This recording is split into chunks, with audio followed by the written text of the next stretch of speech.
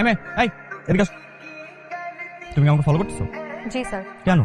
Sir আজকে ক্লাসে আপনি আমাকে সবার সামনে এভাবে অপমান করে বের করে দিলেন কেন? কি আশ্চর্য, অপরাধ করলে শাস্তি পেতে হবে না? আমি তো কোনো অপরাধ করি নাই। ও, তুমি অপরাধ করো নাই না? তো ক্লাসের সবাই অঙ্ক করতেছিল আর তুমি অঙ্ক না করে খালি খাতা রেখে অন্যদিকে তাকাইছিল, সেটা অপরাধ না? আমি তো অন্য দিকে তাকাই নাই, আমি তো স্যার আপনার দিকে তাকাইছিলাম।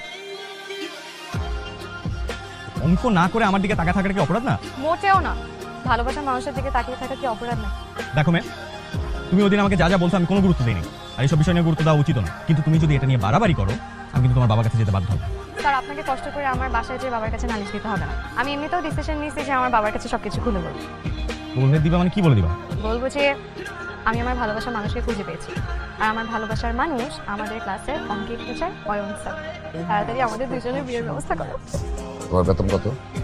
বেসিক 15,000 টাকা। এই বেতনে এই বাজারে একটা মানুষ চলবে কি? না না স্যার, আমার অসুবিধা হয় না, চলে যায়। তোমার চলে গেলে তো হবে না, কারণ তোমার সাথে আমার মেয়ের ভবিষ্যৎ আছে। ঠিক মানে বুঝলাম না আমার মেয়ে তরি, সে তোমাকে খুব পছন্দ। স্যার, আমার মনে হয় আপনার কোথাও একটা ভুল হচ্ছে। আমি তরিকে নিয়ে এরকম কোনো চিন্তা ভাবনা একদমই করছি না। আমি এই গ্রামে নতুন, আমাকে এখানে কেউ চেনেও না, আমিও কাউকে চিনি না। কারোর কাছে সাপোর্ট চাইলে কেউই সাপোর্ট করবে না।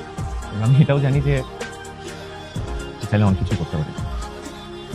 তোর বয়স কত বলো তো? তোরই যা করছে এগুলো আবেগের বশে করছে। ওর সামনে এত ভালো একটা ফিউচার পড়ে আছে, ওর সামনে পরীক্ষা। আপনি বাবা হিসাবে এইসব ছেলে মানুষের হয়তো প্রশ্রয় দিতে পারেন, কিন্তু একজন শিক্ষক হিসাবে আমি তা পারি না। স্যার আপনি কি কারোর সাথে এঙ্গেজ? কোথায় থাপ্পড় মারবো ধরে? চিনে ভালোবাসা, ভালো লাগা, এনগেজ লোক থেকে শিখো। হ্যাঁ, কে শিখায় তোমাদের এগুলো? নাটক সিনেমা দেখো, রোমান্টিক নাটক দেখো না? শোনো, তোমার যে বয়স, এই বয়সে তোমার একমাত্র কাজ হচ্ছে পড়াশোনা করো। পড়াশোনা করো, স্কুলের সবাইকে দেখা দাও যে তুমি স্কুলের সবচেয়ে ভালো ছাত্র। দেখাই দিই, কিন্তু আমার একটা শর্ত আছে। কি?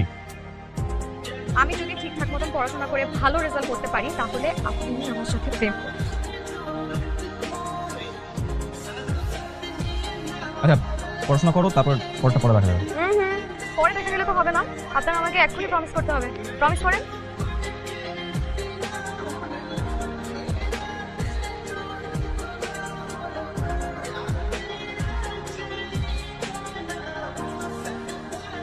স্যার আপনি কিন্তু আমার হাতে স্পর্শ করে প্রমিস করেছেন। এখন আপনি যদি কোনো কিছু উল্টাপাল্টা করেন, আমি কিন্তু মারা যাবো স্যার। আরে তুমি মারা যাবা কেন? আমি আমার প্রমিস রাখবো।